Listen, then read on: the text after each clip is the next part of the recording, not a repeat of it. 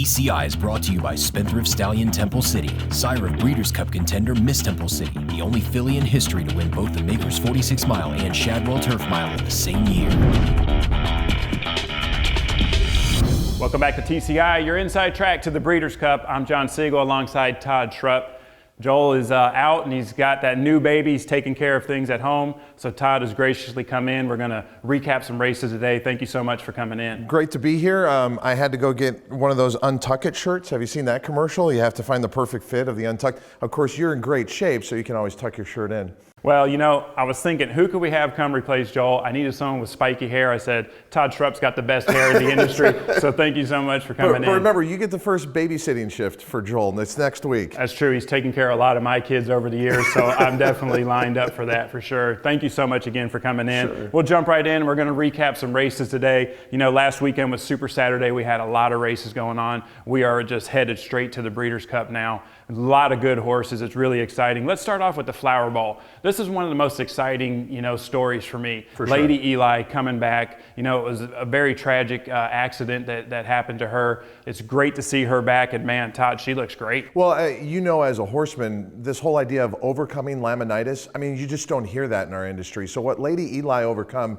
can never be understated. So for her to be back at the races and winning at top levels is remarkable. And I think the Flower Bowl is just a further indication that she's coming back to her full form, especially when you look at how that race played out. Centenario Italia is a very solid horse and had what was, I thought, a pretty easy lead with decent fractions, and Lady Eli ran her down. Lady Eli is not only a good story, she's one of the best we have to offer in the Distaff Turf division. And it's exciting to see owners now that are willing to take some time to bring these horses back. It's kind of a trend we're starting to see, which is huge for a sports fan to see them. I mean, they could have retired that filly and just gone ahead and bred her, but man, it's great to see them doing this. Well, the best example of that is California Chrome. You finally get to see if a horse is given the amount of time that they deserve, what they can fully be. He's a 5-year-old, and I think that trend needs to continue, because one can't help but wonder, what would American Pharoah been like as a 4-year-old this year? What would he have been like as a 5-year-old in the way California Chrome has bloomed? But you're right, Lady Eli, there was not a lot of upside to bringing her back. They stuck with it. Remarkable story. Well, let's talk about the Shadwell Turf, and let's talk about Miss Temple City, another tremendous filly. You know, she's done something that hasn't been done in history.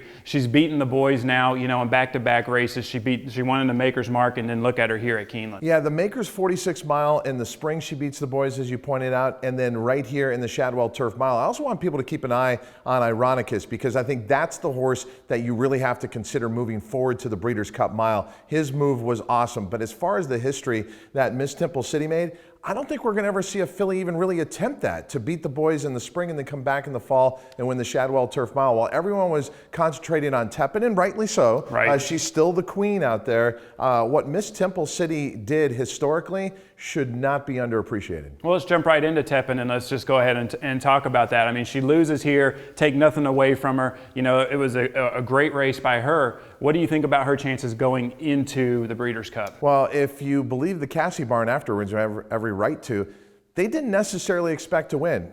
They thought she was 80% going into the Shadwell, or going into this race in the First Lady, and I wish they would have told the rest of us who were playing the races that day that she was about 80%. They said their goal was always the Breeders' Cup Mile, so they didn't walk away from the race completely disappointed. They felt that that race was enough to set her up for the Breeders' Cup Mile, so they're fine. The interesting point to me with Photo Call is Kent DeSormo, because he was riding for the first time. He talked to Todd Pletcher, and Pletcher said, keep her in third in the early stages covered up. She gets a little geared up in the early stages. Well, immediately out of the gate, he opened up 10 midway through the race. And so Kent DeSormo was asked about that afterwards, and he said, I thought Todd Pletcher, I couldn't even imagine what he was thinking when I was opening up on the far turn, but he said she just wanted to run off, so he decided just get her out on the lead and then try and take advantage of that. And if there has been a moment through that 8-race win streak prior to the First Lady where it looked like Teppan could get beat, it was by a horse who was on a runaway lead. So in the end, by happenstance, Photo Call fell into the right strategy.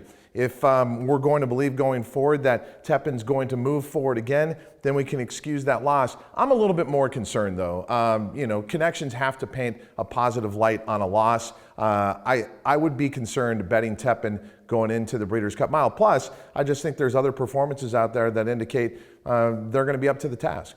Well, let's talk about, we just talked about that trend of older horses and watching them mature. Let's talk about Lord Nelson for a second. You know, he's kind of in your backyard there in California. How good is this horse? He's phenomenal. And he's starting to remind me more and more like Midnight Loot for trainer Bob Baffert. But there's always that moment in a race with Lord Nelson where you think he's beat. And in the Santa Anita Sprint Championship, I thought that's what we were looking at here. Turning for home, you've got a 23-to-1 shot, granted. But you tell me, look at where Lord Nelson is.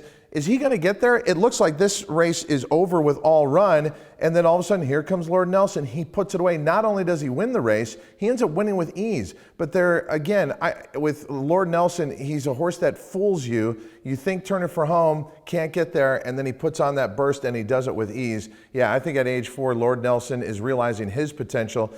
And look, there's the real possibility Drafong, the 3-year-old in Bob Baffert's barn, is every bit as good. I mean, Bob Baffert absolutely is loaded for the Breeders' Cup Sprint this year and a few other divisions as well. And it was the Breeders' Cup Sprint that really brought Bob Baffert to national prominence before he had Triple Crown success.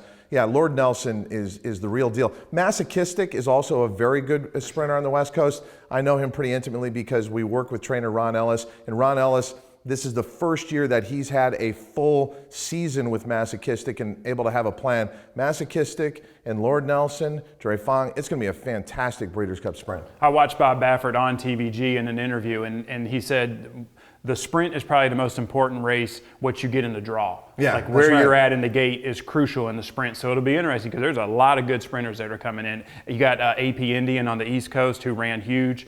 It's going to be an interesting race for sure. Yeah, and with AP Indian, you wonder how long he can keep up his win streak because you almost don't want to be over the top coming into the Breeders' Cup Sprint. But the trip that he overcame in the Phoenix at Keeneland was rather remarkable. He was wearing front bandages for the first time that day. But when you look at the form of all the horses coming in, because so often in the Breeders' Cup Sprint, you're looking for that horse who had good form, tailed off, and is now peaking. There's going to be a lot of horses coming in tremendous form on great win streaks in the Breeders' Cup Sprint. It's going to be one of the most exciting races of the 2 days. All right, well, let's move now to 2-year-olds. Let's talk about the Frizette first. You know, we see a filly who is, you know, lightly raced, but man, she looks like she's a brilliant horse. And yellow Agate, is that right? Yellow Agate by Gemologist. Oh, gotcha. Yeah, and with Yellow Agate, she was a horse that was dismissed in her debut for trainer Christophe Clement at about 38-to-1, and then she comes back and she's one of the favorites for the Frizette. Now, it was a narrow win, and it was a very good win. I'm not a Beyer speed figure guy, but I don't think they even got an 80 out of that race. In fact, the race would ultimately be more than a second slower than the boys in the Champagne. Having said all of that, it goes back to what you said. Visually, what do you see? I see a horse on the improve. I also see a horse that I think will be better around 2 turns. As we talk about these prep races in New York for the youngsters, we're talking about 1-turn races because of the sheer expanse of Belmont Park. When they're going to California, you're now dealing with a 2-turn race. I actually think Yellow Agate, while this was a very slow race, figure-wise, and even looking at the teletimer, I think there's a lot of upside for that horse, for sure. All right, well, let's jump right into the Champagne. Since you mentioned it, we see a horse there, Practical Joke. You know, he won the Hopeful Stakes. Classic Empire was in there and unfortunately dumped a rider right out of the gate. But he came back and really showed that he's one of the top 2-year-olds out there. And I have to tell you, a horse that I totally underestimated coming in this race was the New York bred Syndergaard. Syndergaard tested him every step to the wire. In fact, I wonder if Syndergaard had won that race, if there would have been a steward's inquiry or maybe an objection in that race. Because if you look at the comments, the comment is herded going to the wire, and I watched the race on the head-on, and indeed, Syndergaard took Practical Joke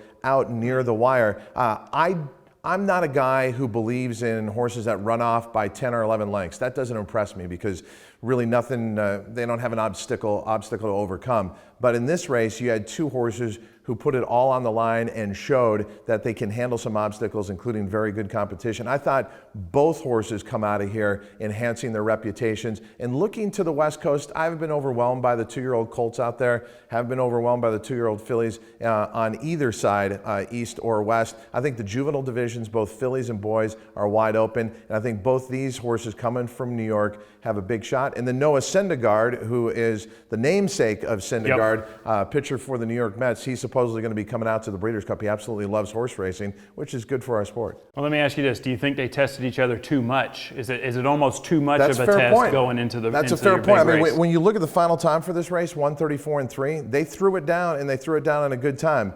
They do have some time to recover, obviously. They have close to a month, so I'm not going to be too concerned, but it is something to consider going in for sure. All right, let's talk about a horse that wasn't tested in here. You know, we mentioned Classic Empire in the hopeful. He obviously didn't run. And then in the Breeders' Futurity, I mean, he really looked good in this race. You think he's the best 2-year-old on the East Coast? I think that's fair. And plus, he's already got that 2-turn test. The biggest thing for Classic Empire is something you alluded to previously. That's his issues at the gate. And so the big concern was, what's he going to do loading? He was fine loading. What's he going to do out of the gate? He was perfect. He settled into a good position. Kind of interesting that your top 2 finishers in here broke from post positions 11 and 12, but Classic Empire was far and away the best. I think Cassie in the juvenile area, while we talk about his horses like Teppan and some of his older horses a chance in the Breeders' Cup, I think Cassie, both in the Breeders' Cup Juvenile Fillies Turf with his Jessamine winner, has a fantastic shot. And this horse right here, Classic Empire, I think he's the best 2-year-old that I've seen so far.